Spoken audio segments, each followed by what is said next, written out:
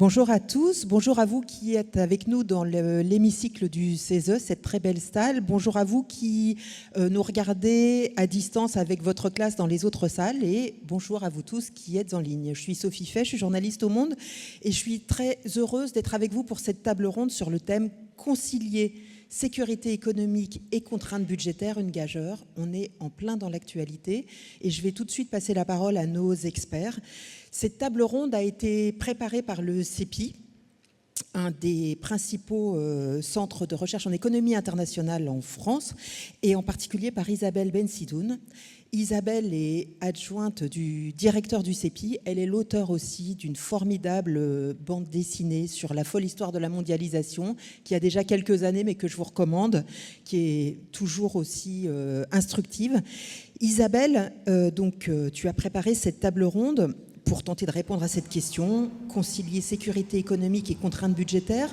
Pour commencer, il faudrait peut-être qu'on définisse la sécurité économique, donc je vais te passer la parole pour ça. Ensuite, nous aurons pour répondre à la question une rapide vidéo du vice-président de l'Assemblée nationale qui a été ministre de l'Industrie mais qui n'a pas pu être avec nous aujourd'hui et qui s'en est excusé auprès de vous, Roland Lescure. Il est dans sa circonscription aux États-Unis. Et puis, nous continuerons les débats avec Thomas Gébine, qui est aussi économiste au CEPI, et Olivier Passet, dont vous avez sûrement regardé les vidéos qui sont formidables sur Internet. Alors Isabelle, tout de suite, peut-être avant de commencer, pour comprendre si cette sécurité économique est conciliable avec la contrainte budgétaire, est-ce que tu pourrais nous définir ce qu'est la sécurité économique ? Bonjour à tous. Oui, bien sûr. Donc la sécurité économique, effectivement, c'est un terme qui est un peu réservé aux spécialistes. Donc la sécurité économique, en fait, c'est une rupture dans la mondialisation telle qu'on l'a connue depuis 40 ans. Et ça en redessine depuis 3 ans définitivement les contours. Donc avant de vous dire exactement ce qu'il est, j'aimerais revenir un peu sur les événements qui font qu'on en est arrivé à ce que la sécurité économique devienne une priorité de la mondialisation. Donc en prologue, on a la crise financière de 2007-2009, à la suite de laquelle les certitudes quant aux bienfaits de la mondialisation vont commencer à s'effriter. Donc la mondialisation est reconnue coupable d'avoir détruit des emplois, alors qu'avant c'était surtout le progrès technique qui était incriminé. Elle est reconnue coupable de s'être accompagnée d'une progression des inégalités dans les pays. Et pour un certain nombre de candidats populistes aux élections au milieu des années 2010, d'avoir mis en péril la souveraineté nationale. Et donc c'est dans ce contexte que va intervenir 12 ans plus tard la crise sanitaire, et donc qui va nous faire prendre conscience que les interdépendances sont aussi des sources de vulnérabilité.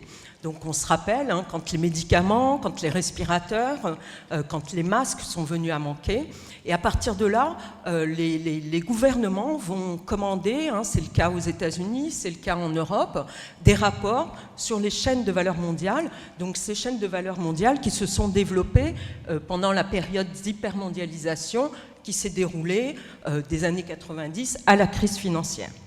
Et donc là, c'est partout le même constat. Donc ces chaînes de valeur sont terriblement opaques. On peut connaître le premier sous-traitant, mais on ne connaît pas le suivant. Et donc là, il y a une prise de conscience qu'il va falloir sécuriser nos approvisionnements. Et c'est quelque chose qui est très nouveau dans cette mondialisation, de se dire qu'il faut sécuriser les approvisionnements, alors qu'auparavant, on pensait que, on faisait ces chaînes de valeur, on produisait un morceau ici, un morceau là, on les assemblait, et puis ça arrivait sans encombre. Ensuite, on a la période post-crise sanitaire, où là, il y a un certain nombre de pénuries, et donc ce sont les entreprises qui vont réaliser qu'elles aussi sont vulnérables.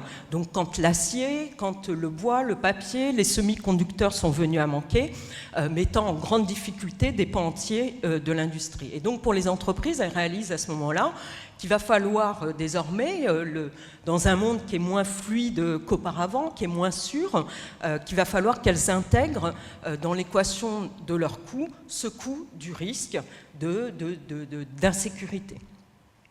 Et puis, là-dessus, va intervenir l'invasion de l'Ukraine par la Russie. Et donc, il va nous faire réaliser à nouveau, surtout à nous, Européens, donc, que les interdépendances nous fragilisent. Je vous rappelle qu'il n'y a pas si longtemps, on se posait la question de savoir si on allait pouvoir se chauffer pendant l'hiver.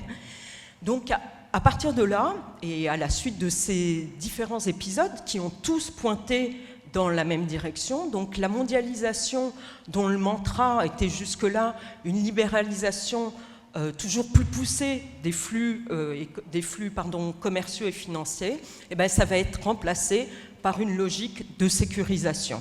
Donc sécurisation, sécurité économique, donc j'en viens maintenant à une définition un peu plus précise, et je vais reprendre en cela ce qui a été proposé par la Commission européenne en 2023, donc, qui s'articule autour de 3 volets. Donc la sécurité économique, c'est 1, se protéger des risques extérieurs, 2, c'est développer sur son sol des capacités de production pour être dans la course des industries de demain et plus dépendre juste de certains pays pour pouvoir s'approvisionner en la matière. Et 3, c'est développer des partenariats parce que tout ne peut pas être produit ou rapatrié sur le sol national. Et concrètement, qu'est-ce qu'on a fait? Est-ce qu'on a avancé? Est-ce qu'on est bien avancé dans ces 3 directions pour renforcer la sécurité économique? Alors concrètement, et en la matière, c'est les États-Unis qui ont eu le leadership.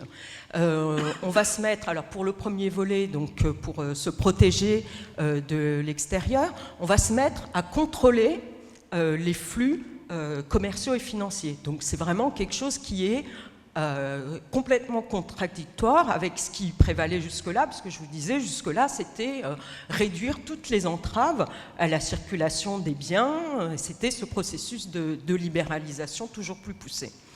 Et donc, on va se mettre à contrôler les exportations de produits stratégiques, donc pour éviter, et surtout, des biens qu'on appelle duals, c'est-à-dire c'est des biens qui peuvent avoir un usage civil, mais aussi un usage militaire.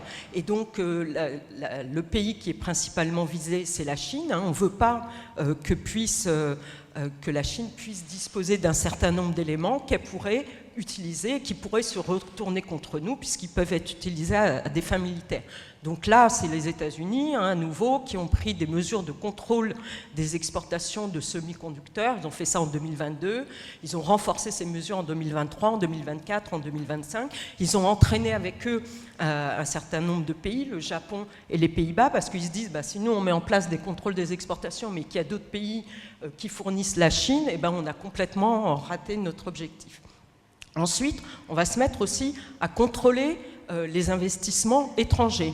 Donc là, pour éviter qu'il y ait des prises de contrôle d'entreprises nationales dans des domaines sensibles et stratégiques.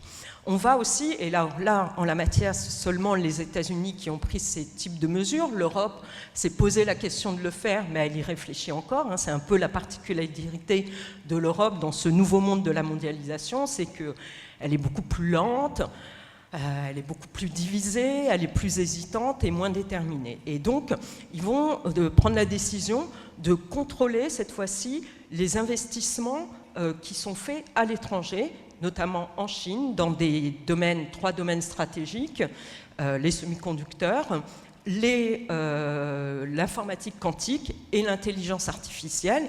Donc là, toujours pour empêcher qu'il y ait des capacités militaires qui puissent être développées en Chine, et aussi pour éviter le contournement des contrôles des exportations. Parce que si vous mettez en place des contrôles des exportations, pour pas qu'un certain pays puisse disposer de certains biens, mais que dans le même temps, vos entreprises vont s'installer dans ce pays, là, à nouveau, vous avez tout raté.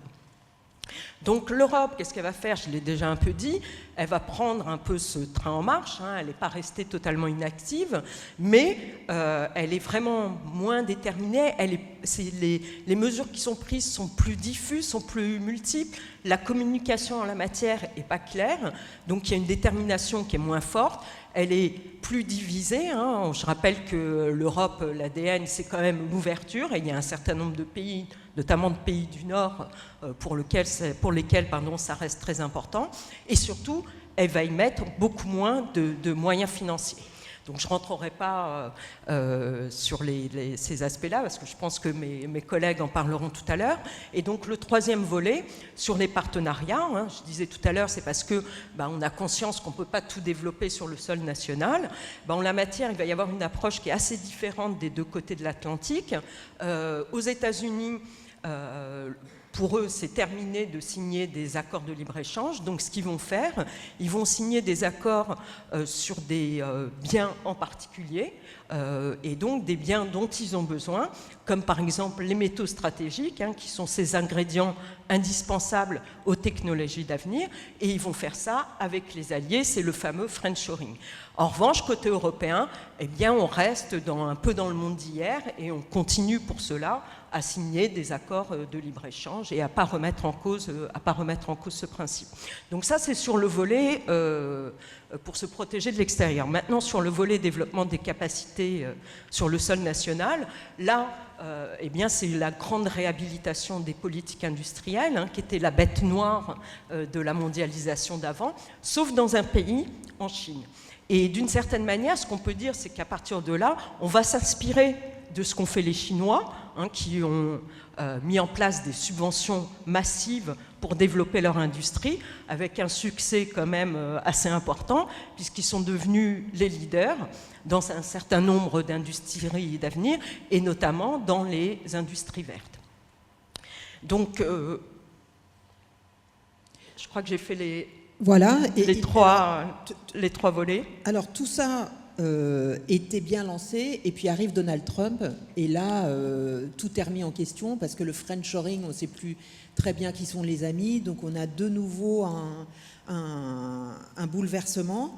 Est-ce que sa politique de droits de douane remet en question tout ce qu'on a fait ? Je te laisse juste répondre en une phrase, parce qu'ensuite on va regarder la réponse de Roland Lescure. Alors en une phrase, c'est un peu court, mais ce que je dirais, c'est qu'effectivement, tu l'as dit, le friendshoring, il a pris pas mal de plomb dans l'aile ces derniers mois. Et on peut se poser la question de savoir effectivement si cette sécurité économique, c'est pas juste une parenthèse très courte de l'histoire de la mondialisation. Je ne le pense pas, parce que je pense que ça vraiment, c'est une inflexion dans la mondialisation. Je pense qu'il y a une place qui se libère pour l'Europe, hein, parce que effectivement, Donald Trump, c'est les droits de douane tous azimuts, mais on ne sait pas très bien quand même ce qu'il va faire. Il annonce certaines choses, il revient. Sur la politique industrielle, il n'est pas du tout clair, hein, on ne sait pas où est-ce qu'il va aller. Et donc, il y a un endroit, très clairement, où il y a une place qui se libère, c'est dans les industries vertes. Alors, toute la question est de savoir si les Européens vont être capables de saisir cette opportunité. Est-ce que la politique américaine agressive à leur égard va déclencher un sursaut européen, va réduire leur division, va leur faire prendre conscience qu'il faut peut-être un peu assouplir les contraintes budgétaires et mutualiser les financements qui sont indispensables à ces industries d'avenir. Mais je vais laisser Roland Lescure nous donner son point de vue sur tout ça, et ensuite mes camarades. Voilà, parce que pour développer cette politique industrielle, on voit bien à la fois aux États-Unis et en Chine qu'il faut énormément de moyens, et donc ça se heurte en Europe à la contrainte budgétaire. Donc est-ce qu'on a les moyens ? On va écouter Roland Lescure qui nous a donné son point de vue sur ce sujet. Bonjour à toutes et à tous. Bonjour à Pierre-Pascal Boulanger qui préside le Printemps de l'économie. Bonjour aux intervenants de cette table ronde, dont Thomas Djebin, que je connais bien et qui m'avait suggéré d'y participer. Je peux malheureusement pas être des vôtres aujourd'hui. Le devoir m'a appelé dans ma circonscription, qui est un peu loin, hein, puisqu'elle est aux États-Unis. Je suis à Washington. C'est une réunion importante qui a lieu tous les ans, qui est la réunion consulaire qui rassemble l'ensemble des consuls généraux de France partout aux États-Unis. Vous comprendrez bien que dans les circonstances actuelles, ma présence là-bas a été un peu indispensable, ce qui explique que je ne sois pas parmi vous aujourd'hui. Vous êtes évidemment sur un sujet extrêmement important, hein, la sécurité économique, la sécurité industrielle, notre capacité à nous projeter dans l'avenir, dans un monde qui est totalement bouleversé depuis quelques semaines, mais qui au fond est en profond changement depuis déjà quelques années. Au début des années 2000, quand la Chine est entrée dans l'OMC, une dizaine d'années après la chute du mur de Berlin, on s'est dit ça y est, c'est terminé, c'est la fin de l'histoire. Le monde sera plat, selon un ouvrage bien connu, The World is Flat, qui disait qu'au fond, on allait pouvoir commercer de manière libre et avec une concurrence en tout cas libre et non faussée dans le monde entier, que la Chine, l'Inde et quelques autres pourraient être les ateliers du monde, et que tout ça nous conduirait à la fois à la prospérité et à la paix pour toujours. Bon, évidemment, on en est loin et on en est de plus en plus loin. Vous le savez, d'abord, la mondialisation, heureuse en partie, elle a sorti 1 milliard de gens de la pauvreté, n'a pas été totalement pavée de bonheur, puisqu'elle s'est traduite par une hausse des inégalités, notamment au sein des pays développés, mais aussi au sein des pays en émergence, avec des réactions économiques, sociales, mais aussi des réactions politiques extrêmement fortes, et une montée du populisme progressif qui est en train de s'accélérer, couronnée évidemment récemment par la réélection de Donald Trump. Face à ça, évidemment, la naïveté n'est plus de mise. L'optimisme doit rester, je dirais, parmi nous, mais l'optimisme ne sera couronné de succès et suivi d'effet que si on est extrêmement déterminé. Au fond, je disais, ce bouleversement, il a commencé déjà il y a quelques années, et l'Europe, et notamment le président de la République, la France, a souhaité se saisir de ces enjeux de souveraineté industrielle, de souveraineté numérique, de souveraineté économique depuis maintenant un certain nombre d'années. Le discours de la Sorbonne de l'automne 2017 avait permis au président de la République, Emmanuel Macron, de mettre en avant cette nécessité absolue de pouvoir réussir en européen à inscrire l'Europe dans ce monde qui commençait déjà à changer, à se refermer, avec un protectionnisme qui commençait à montrer le bout de son nez ici ou là. Le Covid, évidemment, est passé par là. Il a servi de révélateur, comme souvent en Europe. Les crises permettent de le faire, à une volonté accrue, pour laquelle la France plaidait depuis longtemps, de faire des choses en commun. On a acheté des vaccins en commun. On a produit des vaccins en commun. On a endetté l'Europe en commun, une première depuis des décennies, alors que la France le souhaitait depuis longtemps, pour relancer la machine, avec un plan de relance historique dont la France et l'Europe ont bénéficié, et qui a conduit la France, pour la première fois de son histoire, à avoir une reprise extrêmement forte, une reprise dite en V, qu'on connaissait plutôt d'habitude aux États-Unis. On a aussi commencé à faire évoluer, face aux défis d'approvisionnement qui s'étaient fait jour pendant la crise du Covid, à changer un peu nos réglementations. On a mis en place un acte sur les matériaux de base, sur les microprocesseurs. On a commencé à travailler sur les industries de la santé. Évidemment, l'élection de Donald Trump, depuis quelques semaines, change à nouveau la donne et renforce la nécessité de constituer une Europe industrielle, constituer une Europe évidemment de la défense, constituer aussi une capacité qui va peut-être même un peu au-delà de l'Europe, à défendre les valeurs qui sont les nôtres, à défendre la démocratie, qui est en danger depuis un certain temps dans un certain nombre d'autocraties mondiales. Je ne les citerai pas, vous les connaissez, et la liste est assez longue, mais qui est aujourd'hui en danger aussi dans une démocratie qui a plus de 250 ans. J'ai nommé évidemment la démocratie américaine. Et pour ça, il est essentiel que nous soyons ensemble pour assurer notre sécurité économique, mais aussi pour assurer notre sécurité tout court, tout en intégrant évidemment les enjeux budgétaires qui sont au cœur des défis de l'avenir. Le budget, c'est simple, hein, c'est des dépenses et des recettes. Ces dépenses, elles peuvent, pour simplifier, être plutôt des dépenses de fonctionnement ou des dépenses d'investissement. Dans ces moments-là, il faut mettre le paquet sur les dépenses d'investissement. Investissement dans les dépenses de défense, évidemment, pour assurer la défense de l'Europe. Mettre le paquet sur les dépenses d'investissement dans les nouvelles technologies, la révolution de l'intelligence artificielle, qui doit permettre d'augmenter la productivité de nos économies, à condition évidemment qu'on en ait, je dirais, le ressort, qu'on puisse garder la main sur ces technologies, qui sont avant tout des technologies qui doivent rester propriétaires. Et puis investir dans le combat de ma décennie, en tout cas, et le combat que j'ai essayé de porter, j'espère, avec un peu de succès quand j'étais ministre de l'Industrie et de l'Énergie, le combat de la lutte contre le réchauffement climatique, qui doit passer par un investissement majeur, à la fois dans l'industrie d'hier, qu'on doit décarboner, et dans l'industrie de demain, l'industrie dite de la décarbonation. Pour toutes ces raisons, évidemment, la table ronde que vous organisez est très importante. Pour toutes ces raisons, évidemment, je regrette d'autant plus de ne pas pouvoir y assister. Mais pour toutes ces raisons, je suivrai de très près les résultats de vos travaux. J'espère que vous pourrez me les envoyer très vite. D'ici là, une bonne discussion. À très bientôt. Merci Roland Lescure. Je vous rappelle que vous pouvez nous envoyer des questions sur les réseaux sociaux avec le hashtag Printemps de l'écho. On essaiera de les prendre en fin de session. Et je passe tout de suite la parole à Thomas Gjebin. Donc il a tracé un chemin, le ministre de l'Industrie.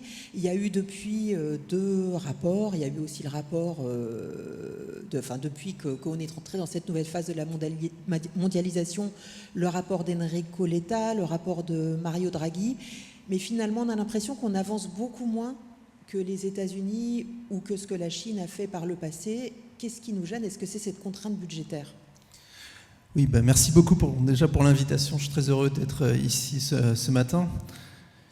Alors, c'est vrai qu'il y a eu beaucoup de choses qui ont été faites en Europe. Mais le problème, c'est que là, on parle d'enjeux de sécurité et puis derrière d'enjeux industriels. Donc, la question, c'est pas est-ce que vous avancez vite par rapport à vous-même, mais est-ce que vous avancez suffisamment vite par rapport à ce que fait le reste du monde. Et c'est là où, en fait, le décalage a été ces dernières années assez important. Il y a eu même ce qu'on peut appeler un retard à l'allumage européen. Parce que d'un point de vue industriel, en fait, et en particulier l'Allemagne, a joué un peu sur ses lauriers. En fait, elle avait des secteurs, des avantages comparatifs très importants dans l'automobile, dans la machine-outil, dans la chimie.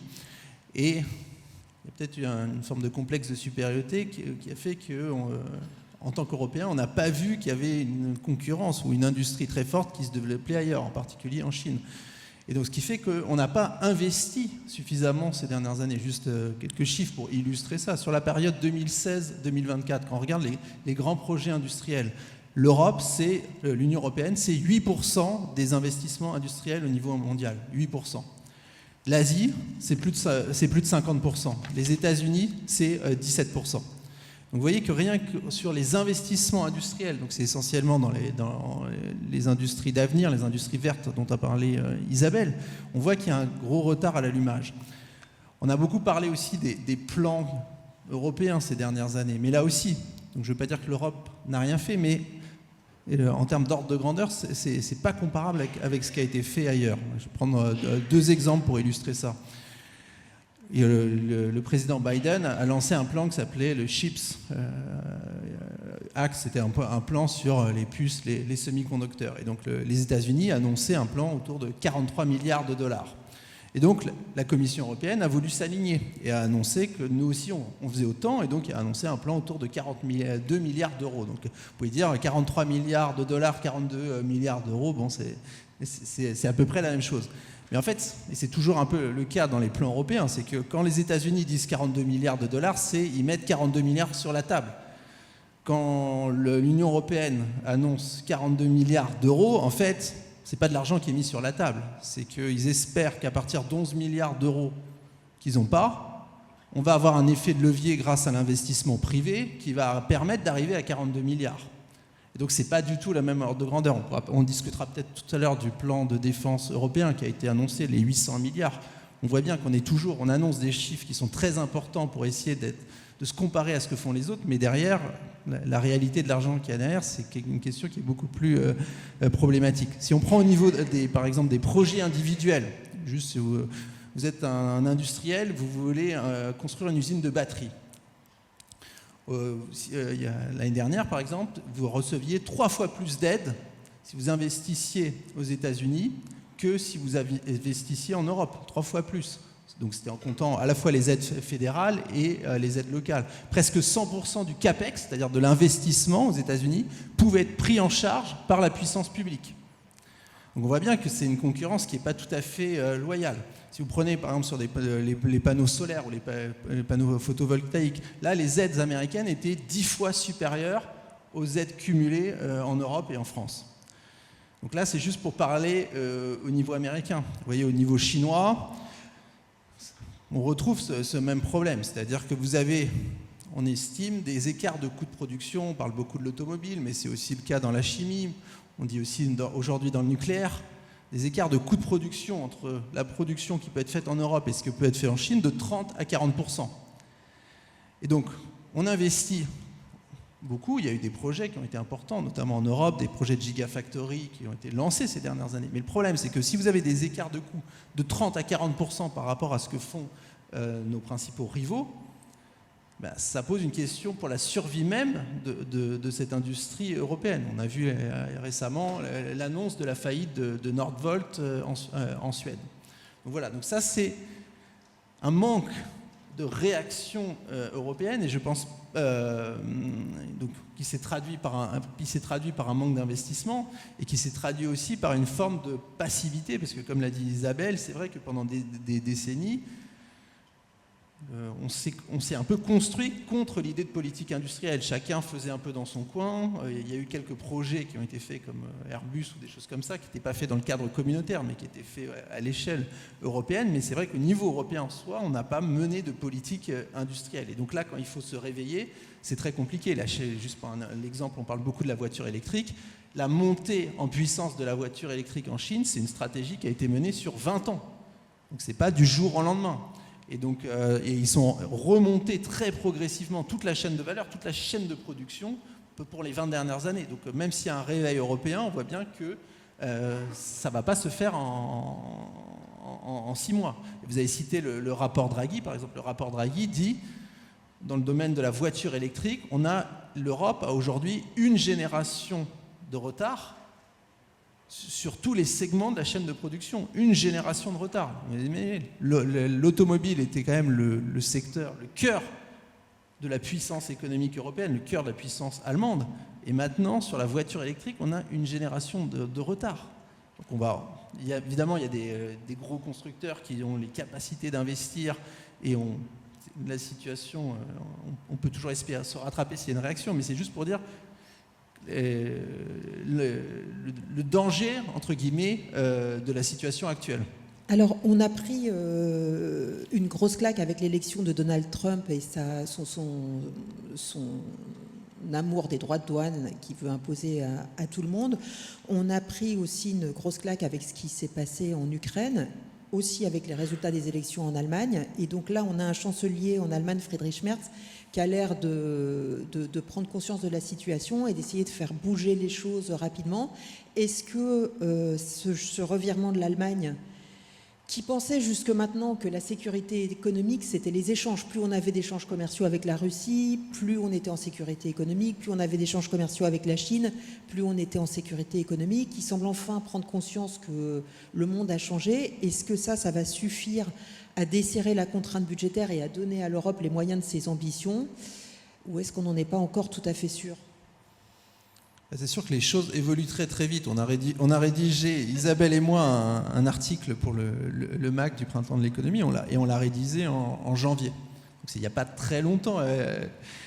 Et dans cet article, on était très pessimiste. C'est-à-dire on pensait que, par exemple, en Allemagne, quand on suivait un peu les propos de campagne, la campagne allemande, on ne pensait pas qu'il pourrait y avoir une levée du frein à la dette. Et donc là, c'est vrai qu'en l'espace de 2 mois, le futur chancelier a complètement changé de discours et a complètement changé le logiciel allemand qu'on observe depuis 50 ans. Donc je ne vais pas faire de prédiction, parce que comme je me suis beaucoup trompé là depuis 2 mois, ma crédibilité en prend un coup. Mais en tout cas, il y a quand même des changements qui sont très importants, qui ont été faits à très court terme. Donc ça, c'est un message d'espoir, en tout cas au niveau européen, c'est que l'Allemagne, c'est vrai, a des moyens, c'est le pays européen qui a des moyens budgétaires, et donc là, avec un plan de relance qui pourrait être autour de 500 milliards, si ça finit par être voté, aujourd'hui il doit y avoir un vote de la Chambre qui représente les Länder en Allemagne, donc on verra si ce frein à la dette est définitivement levé. Ce frein à la dette qui est une règle constitutionnelle. Oui, voilà, qui est une règle constitutionnelle qui vous empêchait d'avoir un déficit supérieur à 0,35% du PIB. Donc c'est un peu une forme de règle d'or. En gros, vous n'avez pas le droit de faire pour caricaturer un peu, vous n'avez pas le droit de faire de déficit. Et donc ça, c'est vrai que ça pénalisait les investissements dans les infrastructures. Et aujourd'hui, la prise de conscience, notamment en Allemagne, c'est sur les investissements dans le secteur de la défense, donc ce qui est directement lié à la sécurité économique. Donc mais ça, c'est le cas de l'Allemagne. La question, c'est pour les autres pays européens, c'est-à-dire pour l'Italie, l'Espagne, ou plus précisément la France. On n'a pas ces marges de manœuvre budgétaires. Et donc c'est pour ça que la France pousse pour un endettement commun au niveau européen. C'est-à-dire qu'on voit bien les débats budgétaires en France. c'est très difficile, on ne va pas lever 500 milliards d'euros. Enfin, ça paraît, personne ne propose ça aujourd'hui au niveau français, quoi. Là, par exemple, sur les dépenses d'armement, ce dont on parle, c'est 5. Il faudrait essayer de lever 5 milliards d'euros. Et déjà là, plus que 5 milliards. Je crois que là, l'objectif à court terme, je crois que c'est 5 milliards d'euros. Après, c'est la montée en puissance des dépenses militaires, ce serait de passer d'un budget pluriannuel, enfin d'un budget de 50 milliards d'euros à 2030, ce serait 67 milliards d'euros. Et notre ministre de la Défense dit que l'objectif ultime, ce serait de passer à 90 milliards. Mais bon, en tout cas, mais même si on avait cet objectif très ambitieux de passer de 50 à 90, on voit bien qu'on n'est pas, c'est pas les ordres de grandeur des 500 milliards d'euros. Mais de toute façon, on voit bien que c'est très compliqué. On voit bien la difficulté de boucler le budget là, ces derniers mois. Donc c'est pour ça qu'on pousse, enfin la France pousse pour un endettement commun au niveau européen, qui était qui était la proposition phare du rapport Draghi. Et le problème, c'est qu'en tant que Français, on a beaucoup parlé de ce volet du rapport Draghi, qui était l'endettement commun au niveau européen. On a beaucoup moins parlé d'une autre proposition du rapport Draghi, qui était de discipliner davantage les budgets nationaux. C'est-à-dire que ça, c'est-à-dire que l'endettement commun n'est possible et n'est acceptable pour nos partenaires que si nous-mêmes, on a une gestion budgétaire un peu plus rigoureuse. Donc pour le dire simplement, avec 6% de déficit public comme on l'a aujourd'hui en France, c'est peu acceptable pour l'Allemagne d'accepter un endettement commun. Donc même si l'Allemagne aujourd'hui a fait sa révolution copernicienne en acceptant au niveau allemand une augmentation massive des dépenses publiques, c'est peu évident, même si on voit de nouveau ça évolue très vite. Donc peut-être que dans quelques jours, je serai démenti. Mais a priori, ce sera quand même très difficile pour l'Allemagne d'accepter de s'endetter pour aider des pays qu'elle considère comme pas assez sérieux budgétairement, quoi. Olivier Passet, justement, on demande de plus en plus aux États, à l'Allemagne, à l'Europe de prendre en charge cette sécurité économique, mais pendant toutes les années où on a bénéficié des dividendes de la paix, toutes les années où on a pu réduire les dépenses militaires, tout le monde en a profité, les entreprises qui ont pu aller vers la mondialisation, les consommateurs qui ont bénéficié de prix plus bas. Et donc aujourd'hui, est-ce que c'est à l'État de prendre en charge toutes les dimensions de la sécurité économique, hein, les risques sociaux, les risques sanitaires, les risques de défense, et est-ce que le secteur privé n'a pas aussi un rôle à jouer? Et où pose-t-on ce débat-là? Où en discute-t-on? Alors, Thomas l'a dit, nous en faisons moins, et notamment pour des raisons budgétaires, il ne faut pas se voiler la face. Nous avons, alors notamment en France, nous avons un vrai problème. Donc on peut peut-être partir de ce point, je ne sais pas s'il fait consensus, mais nous avons un déficit de 6%. On a déjà connu ces chiffres-là, mais c'est un chiffre, mais la conjoncture ne va pas nous sauver. C'est-à-dire que c'est quelque chose qui va être dur à remonter. Bon, pour dire les choses brièvement, il faut à peu près 4% de PIB d'économie, 4 points de PIB d'économie, ce qui est quelque chose d'énorme pour retrouver une stabilité. Donc il y a un vrai stress sur les finances publiques. Alors lorsqu'on cherche l'origine, aujourd'hui on nous dit qu'il faut trier un petit peu entre la transition écologique, la protection sociale, les politiques de soutien à l'innovation, etc. etc. Oui, bien sûr, il faut trier, mais il faut se demander l'origine de cette explosion de la dette. On va dire dans le cas français, elle a triplé en 20 ans. Et quand on regarde de près, on voit qu'on fait un psychodrame autour des déficits sociaux, mais on va dire qu'à peu près 7-8% de l'augmentation de la dette sur 20 ans est due aux déficits sociaux. Quand on regarde ce qui est derrière l'augmentation de la dette, eh bien c'est précisément une fonction assurantielle des États qui s'est développée, on va dire à la suite du consensus de Washington, où l'État a dû se mettre au service des marchés.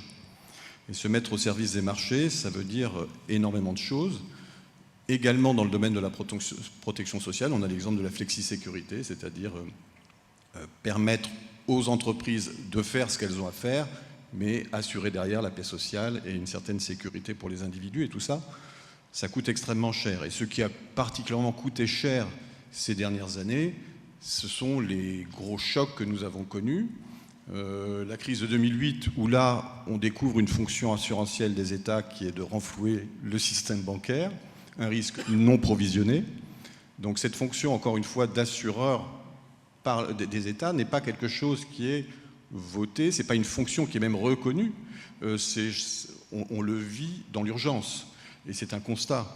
Alors la crise du Covid est un excellent exemple aussi où l'État joue le rôle d'assureur en éradiquant les risques d'exploitation et de rupture de l'économie à un coût considérable, donc avec le chômage partiel, etc. Donc, et beaucoup d'autres dispositifs, jusqu'à la crise énergétique avec les différents boucliers, etc. Où on voit qu'à chaque fois, l'État maintient à flot un système. Et lorsque l'on a dit ça, on se dit oui, ce sont des dispositifs plutôt tournés vers les ménages, mais c'est en même temps des dispositifs qui dispensent les entreprises de porter cette charge. C'est-à-dire que, quelque part, l'État est aussi assure le capital et évacue le risque. Il faut se rappeler qu'aujourd'hui, on exige 10 à 15% de rendement aux fonds propres, au nom du risque, et que l'histoire avance avec un État qui ne cesse d'éliminer ce risque à un coût absolument prohibitif. Donc c'est peut-être dans ce contexte-là qu'il faut se poser la question, voilà un nouveau risque. Et voilà tout d'un coup une mobilisation. Alors est-ce que ce risque est légitime? Est-ce qu'encore une fois l'État se met en support, en appui du marché? Et est-ce que c'est son rôle? Alors moi quand j'entends Isabelle et Thomas, je suis totalement convaincu. Mais ce que l'on voit, c'est que c'est très multidimensionnel, ça fait intervenir énormément de choses. Donc, et l'on pourrait se dire que quelque part, l'État couvre une forme d'imprévoyance des entreprises et notamment des grands groupes mondialisés. Pourquoi devrait-il faire un certain nombre de... mettre des sous quelque part pour occuper des segments de la chaîne de valeur très sensibles? Pourquoi ça ne vient pas des entreprises elles-mêmes qui fonctionnent en réseau, qui sont mondialisées et qui n'internalisent pas ce risque et qui ne sécurisent pas elles-mêmes leurs approvisionnements, sachant qu'elles sont exposées? On voit bien qu'il peut y avoir une sorte de cercle vicieux, de se dire quelque part, comme toujours dès qu'on parle d'assurance, il y a toujours la crainte de la déresponsabilisation. Bon, à mon avis, il faut d'abord trier. Tous les risques ne se valent pas. Il y a des risques qui ne sont pas discutables. Dès que ça engage la sécurité alimentaire, la santé, tournée vers les ménages, je crois que là, on a bien affaire à un bien public. Et là, effectivement, lorsqu'il s'agit de faire des stocks de masques ou de médicaments, certainement, mais c'est certainement pas ça qui coûte le plus cher à l'État non plus.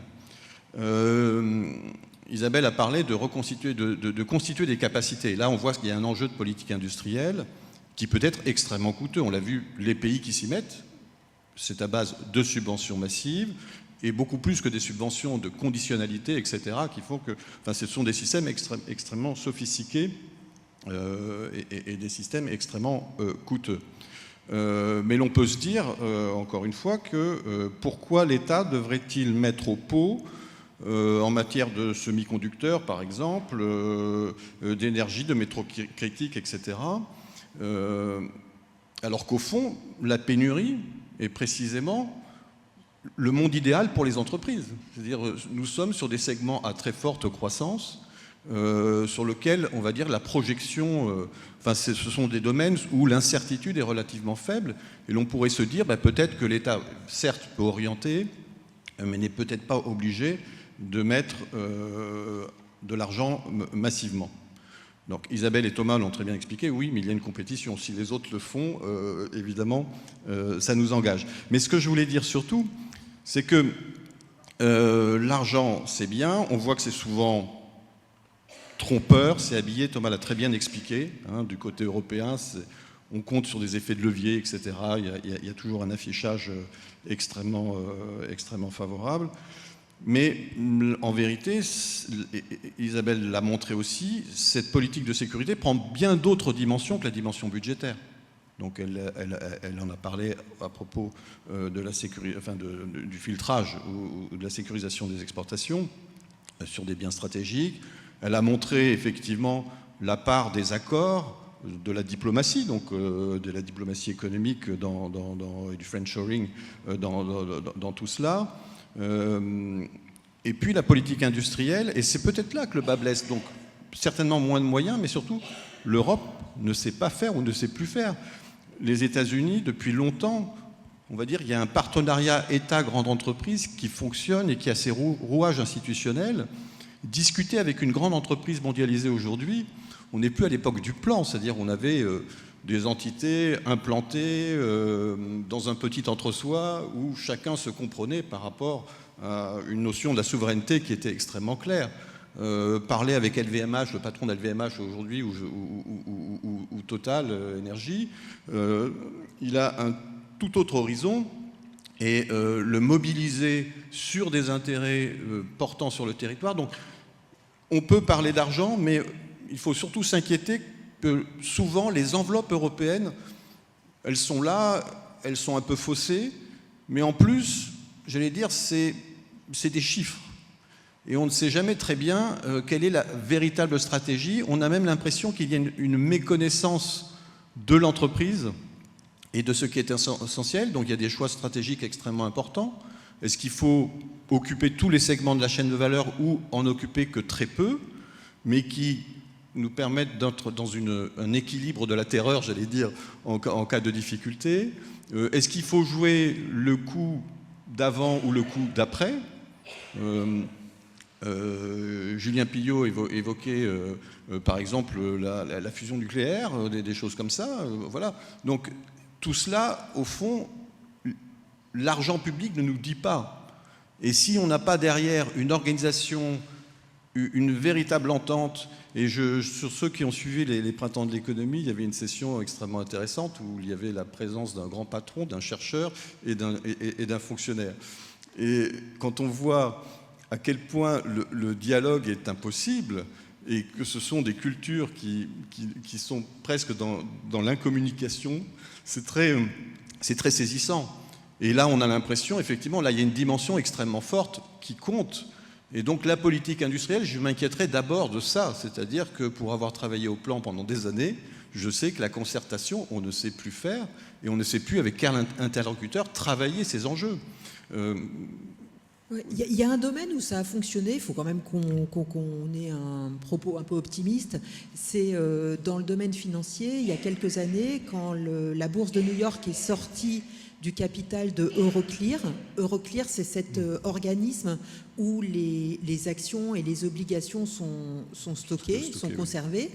La Caisse des dépôts est allée voir la Banque nationale de Belgique, si je ne me trompe pas, et ils ont décidé de ne pas vendre la participation d'Euroclear à un fonds américain qui est géré par un ami d'Elon Musk, et de garder le contrôle entre la Caisse des dépôts, donc qui est un organisme qui appartient à tous les Français, et la Banque nationale de Belgique. On a gardé la souveraineté sur cet organisme. Or, aujourd'hui, c'est cet organisme qui a dans ses comptes les avoirs russes, et donc ça nous permet d'avoir cet effet de levier sur la Russie. Et donc, il y a quand même des endroits où on réfléchit à ça. Quelles sont les bonnes instances, les bons niveaux pour avoir cette réflexion? Est-ce que c'est possible de les avoir au niveau européen, ou est-ce que c'est vraiment des questions d'institutions, d'individus, de cas par cas? Moi, j'ai l'impression que c'est très segmenté et on aimerait entendre parler de la notion de planification aussi au plan européen. Parce qu'encore une fois, si on n'a pas un schéma directeur, c'est extrêmement compliqué d'allouer des fonds. Par ailleurs, on l'a dit, la situation budgétaire est telle que l'Europe pense plutôt fléchage de l'épargne. On va dire que c'est impensif, mais l'épargne est abondante et elle n'est pas affectée au bon endroit. Les groupes ont des moyens également. Là encore, quand on pense subvention, je veux dire même aux États-Unis, parfois c'est un petit peu mystérieux, c'est-à-dire quand on voit le niveau de liquidité et les moyens financiers, est-ce que ces subventions sont décisives? Ce qui compte, c'est la décision et c'est le fait qu'il y ait un chef d'orchestre essentiellement et qui donne le tempo. Sinon, j'allais dire, je vais prendre un autre exemple qui est un petit peu hors sujet, bien que la transition climatique soit quand même aussi un sujet de sécurité économique. Mais l'État doit financer, alors que la rente carbone des grands pétroliers et de l'industrie du charbon est très largement suffisante aujourd'hui pour s'aligner sur les montants que veut l'AIE. Donc là, effectivement, on se dit que l'Europe, alors c'est là que je suis peut-être un petit peu optimiste, justement, du côté du budget, c'est bloqué. Alors allez, je vais faire un petit bémol quand même sur le budget. Les finances publiques sont malades aussi pour des raisons de base fiscale et d'atrophie de la base fiscale et de la base productive, et parce qu'on n'a pas investi nos politiques industrielles. Donc, dans une optique de long terme, donc oui, je suis coincé à court terme, mais dans une optique de long terme, rapatrier des capacités et sécuriser des capacités sur le territoire, c'est aussi consolider une base fiscale. Donc je pourrais dire, c'est une dépense qui a un retour fiscal. Toutes les dépenses ne sont pas de cet ordre-là. Et là, j'allais dire, donc je n'avais pas que des choses négatives à dire. De ce point de vue-là, effectivement, c'est quelque chose qu'il faut incorporer dans une politique de long terme, également de consolidation de nos politiques publiques. De nos budgets, pardon, et d'assainissement budgétaire. Oui, pour revenir, donc, l'autre canal, si ce n'est les subventions, les dépenses directes, ce sont les canaux financiers. Et évidemment, des instances existent et on l'oublie. Il y a des entités financières publiques spécialisées, la Caisse des dépôts et consignations, la Banque publique d'investissement. Et l'avantage de ces entités, c'est que leurs passifs, la dette que lèvent ces entités, ne sont pas comptés dans la dette de Maastricht. Donc déjà, ça allège. Alors, ne sont pas comptés sous conditions, c'est-à-dire qu'il ne faut pas que l'État garantisse. Et là, on voit bien que nous avons, là aussi, comme souvent en politique, quand on regarde côté français, on se dit qu'on a à peu près tout. Je me souviens à un moment, il y avait la mode du Small Business Act, mais bon voilà, on imite et on a les choses. Mais après, il y a une manière de les employer, de les mobiliser à grande échelle. Donc j'allais dire, les outils pour flécher l'épargne et pour faire que le risque de dette soit porté par les agents privés et non pas directement par l'État et le contribuable existent. Et c'est en l'occurrence le rôle de ces entités publiques qui ont des capacités comme la Banque européenne d'investissement, etc.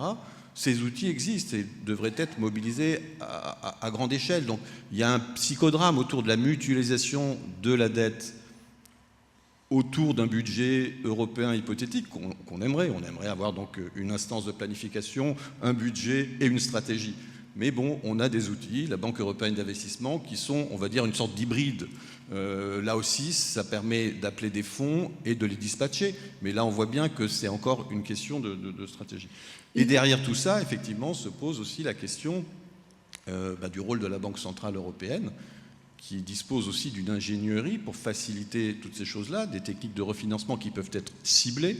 Et ça, on l'a découvert avec toutes les innovations qui sont venues depuis la crise de 2008-2009, où la BCE a mis en place énormément de dispositifs, soit de refinancement de dettes ciblées sur les PME, ou de rachat direct, ou d'intervention directe sur les marchés. Et donc j'allais dire, certes, nous sommes bloqués budgétairement à ce stade, mais voilà, l'Europe doit donc se tourner vers une chose que j'aimais pas jusque-là, parce que j'ai toujours trouvé que le fléchage, ce qu'on appelle le fléchage de l'épargne. Alors je le dis et je sais qu'on n'a jamais su le faire. Mais là, on a une grosse partie de l'épargne européenne qui part aux États-Unis, qui s'investit dans la dette américaine. Donc comment on la fait revenir, justement ? Est-ce que ça, c'est pas aussi une question de sécurité économique, de réussir à investir l'épargne des Européens en Europe, plutôt que de la laisser filer dans les bons du Trésor américain ? Thomas, vous vouliez ? Mais je pense que je suis d'accord avec ce que vient de dire Olivier, mais je pense que la difficulté quand on parle de fléchage de l'épargne, c'est que c'est pas non plus un hasard que les Européens investissent ailleurs. Faites le raisonnement vous-même. Même en tant que ménage, en tant que particulier, vous investissez là où vous pensez que vous aurez du rendement. Et donc derrière ça, c'est le problème quand on parle de fléchage de l'épargne, c'est que pourquoi on ne place pas notre argent en Europe? C'est parce qu'en tant que ménage ou en tant qu'entreprise, on considère qu'il n'y aura pas suffisamment de rendement, ça ne va pas nous rapporter assez, quoi. Et donc ça, c'est lié fondamentalement au manque de dynamisme de l'économie européenne. Et que donc les États-Unis, c'était à la fois plus dynamique et c'était plus sûr. Alors justement, est-ce qu'on est à un tournant là? Parce qu'on voit que le dollar baisse parce que on commence quand même à s'inquiéter des effets de la politique de Donald Trump et des effets des droits de douane. La deuxième chose, c'est qu'on assiste quand même, alors on ne sait pas encore quelle va être son ampleur, mais on assiste à un réveil allemand. Et on sait qu'on a vu dans les années 2000, quand on parlait de l'Allemagne comme de l'homme malade de l'Europe, que l'Allemagne est capable de faire des prouesses et de se relever très vite. Est-ce qu'on est à un moment, finalement, où on ne pourrait pas être assez optimiste? Et puis on a un objet pour le faire qui est ce plan d'investissement dans la défense européenne, où pour une fois on a un engagement très fort de pays qui d'habitude étaient plutôt les pays frugaux, les pays qui ne voulaient pas dépenser et qui là sont plus allants que les pays du Sud ou même les pays du Sud de l'Europe qui sont les plus endettés.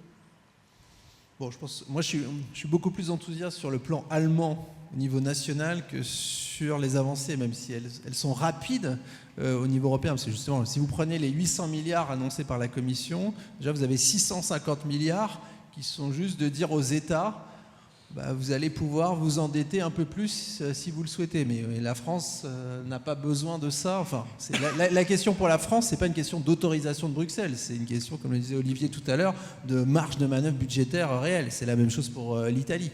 Donc déjà, dans ces 650 milliards annoncés par la Commission européenne, je ne sais pas ce qui reste. Et puis après, il y a les 150 milliards annoncés, le programme SAFE, oui, je crois que c'est ça l'acronyme. Là aussi, ce n'est pas de l'endettement commun au niveau européen. C'est le fait que vous allez pouvoir la Commission européenne va pouvoir vous prêter sous certaines conditions. On pourra parler des conditions, mais c'est là aussi, c'est des prêts. C'est des prêts bonifiés de long terme et tout, mais c'est des prêts. Donc si vous êtes déjà endetté vous-même, vous n'allez pas pouvoir forcément faire appel. Donc de nouveau, dans ces 800 milliards d'euros qui sont annoncés, c'est un très joli chiffre, c'est un chiffre spectaculaire, je ne sais pas ce qu'il y a derrière. C'est pas du tout pareil que les 500 milliards d'euros allemands, parce que là, les 500 milliards allemands, alors je sais pas, ce sera probablement moins en pratique, mais c'est vraiment une impulsion budgétaire importante. Donc ça va au moins avoir pour conséquence de dynamiser fortement l'économie allemande. Oui. Alors après, quelles seront les conséquences sur les partenaires de l'Allemagne? On peut espérer que nous, ça va un peu relâcher la pression sur les exportateurs, ça va nous faire plus de débouchés. Aujourd'hui, l'industrie, par exemple, de défense européenne, de défense française, c'est la deuxième exportatrice mondiale. Oui. Donc si l'Allemagne augmente massivement ses dépenses, ça va nous profiter. Et puis, l'Allemagne a profité dans les années 2000 du fait que ses voisins relançaient leur économie et donc ça a fait des débouchés pour les exportateurs allemands. Là, nous, on peut espérer la même chose. On peut espérer que si l'Allemagne relance fortement son économie, ça va profiter aux pays qui ont moins de marge de manœuvre, comme la France. Donc pour moi, c'est ça le véritable message d'espoir. C'est qu'il y avait des déséquilibres macro qui étaient très importants en Europe et qui ont perduré, et qui en gros, l'Allemagne vivait un peu en dessous de ses moyens, consommait moins par rapport à ce qu'elle produisait, et que là, grâce à ce plan de relance, ça va pouvoir modifier les équilibres au sein de l'Union européenne et ça va permettre de relancer et de modifier justement ces déséquilibres. Pour moi, ça, c'est le principal message d'espoir, au-delà même des plans européens. D'accord. Isabelle, il y a eu un changement de discours aussi de la Commission européenne qui parle maintenant d'acheter européen. Donc priorité à l'achat européen sur ces dépenses de défense, mais ça pourrait aussi être un tournant plus général. Ça, c'est un tournant dans la mondialisation ?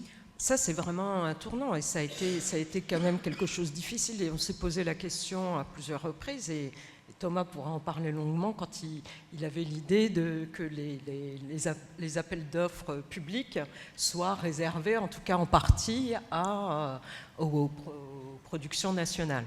Donc ça, c'est une évolution. Là, c'est le cas dans la défense. Et ce qu'on voit, c'est que les évolutions se font principalement dans ce domaine. C'est ce que vient de rappeler Thomas, même s'il met beaucoup de bémols en disant bon, on ne sait pas s'il y a vraiment tant d'argent que ça derrière ce plan. Par rapport à la question de la sécurité économique, je pense que, alors là, il y a cette question de défense, là, avec ce qu'a fait Trump, avec les menaces, avec la Russie, etc. Donc là, on arrive à souder les Européens.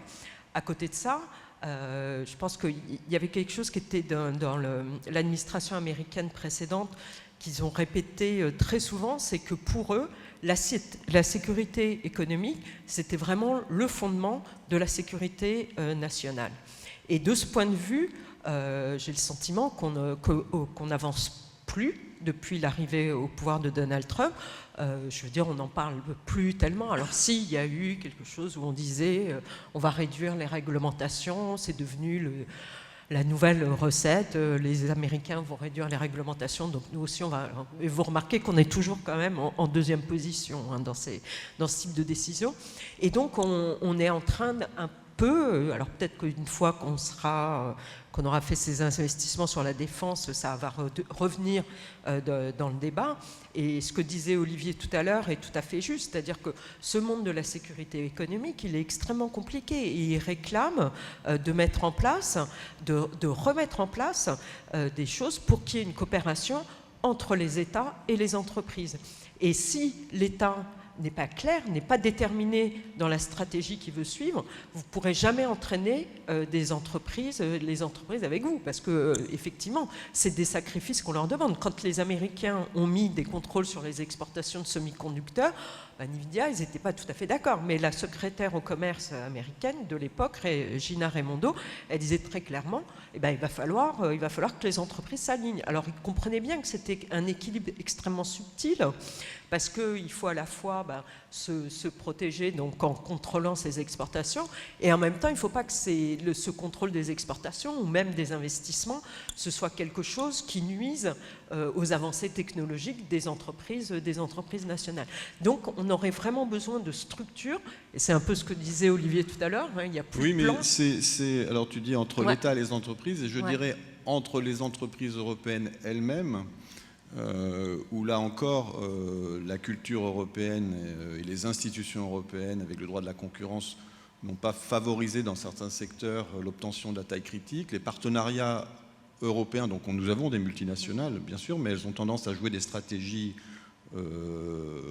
au large, enfin dans le grand large.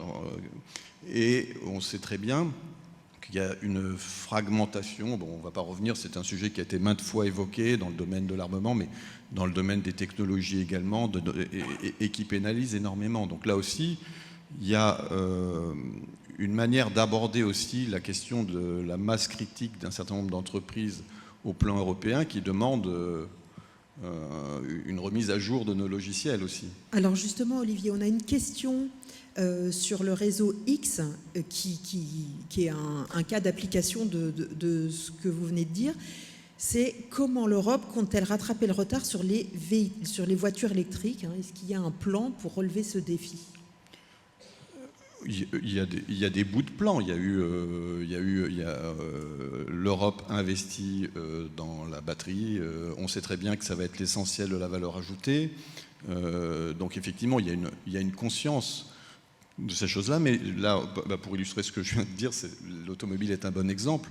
Les constructeurs automobiles européens ont joué leur partition et des stratégies extrêmement différenciées qui pourraient poser un problème à un moment donné. Quand je dis poser un problème, on ne sait jamais, parce que comme les économistes disent beaucoup d'erreurs, peut-être que cette diversité de stratégies permettra peut-être de trouver une voie originale. Mais on voit bien qu'on est à l'âge de la puissance et j'allais dire, l'arrivée de Trump a replacé... Enfin, je voudrais dire surtout une chose, c'est que quand on a parlé tout à l'heure de l'Allemagne ou des États-Unis et de l'arrivée de Trump, on a vécu une petite zone de confort quand même avec Joe Biden. Quelque part, il y avait une doctrine qui était claire, et souvent les choses changent aussi par imitation et parce que l'hégémon nous montre la voie. Il peut être allemand, il peut être américain. C'est vrai que le brouillage côté Trump est très perturbant. C'est-à-dire que là aussi, on ne sait plus sur quel pied danser. On a dit tout à l'heure, il a l'air de s'en foutre, mais en même temps, il est très préoccupé des métaux critiques et des terres rares. Donc on peut se dire qu'il a quand même quelques objectifs en matière de véhicules électriques également, etc. Donc, mais tout ça est extrêmement brouillon. Et effectivement, le seul élément de clarté, je suis tout à fait d'accord avec Thomas, c'est que l'Allemagne étant dans le doute et essayant de redéfinir une nouvelle doctrine industrielle, un peu plus humble et mettant des moyens, là effectivement, j'allais dire, il n'y a pas que, je suis tout à fait d'accord avec l'aspect macroéconomique, mais nous avons besoin de référents. Et de ce point de vue-là, Trump n'est pas le bon référent, c'est clair. Il n'arrive pas à jouer l'ensemble du spectre des politiques publiques comme on le souhaiterait. On le sait très bien, la question de la sécurité économique est aussi une question qui est complémentaire de celle de la transition écologique, c'est-à-dire qu'une des meilleures manières d'obtenir une sécurité économique, c'est aussi d'avoir des énergies renouvelables sur le territoire, de perdre en dépendance, etc. Donc tous ces éléments sont liés. Et là, on voit bien que du côté de Trump, c'est totalement brouillon. Et quelque part, il y a un souhait qui se plante, mais on n'en est même pas sûr. Parce qu'il joue à la fois les droits de douane, mais il va certainement jouer aussi la baisse des prix de l'énergie en surproduisant, qui va atténuer l'inflation, etc. Donc, j'allais dire, là, c'est un élément extrêmement perturbant pour une Europe qui manque un petit peu de créativité et d'audace et de tentative pour chercher une voie originale. La fin du mandat Biden est quand même un élément, à mon avis, assez perturbant. Merci à tous les trois de nous avoir éclairés pendant 1 heure sur cette notion de sécurité économique et d'avoir terminé sur la sécurité énergétique, parce que c'est un élément essentiel à la fois de la sécurité et du différentiel de coûts dont vous avez parlé pendant la table ronde. Merci au CEPI pour l'organisation de cette table ronde et à Roland Lescure pour son intervention. Et on termine quand même sur une note positive, puisqu'il y a ce grand changement en Allemagne et des changements tous les jours. Donc on va suivre ça quotidiennement. Merci à tous.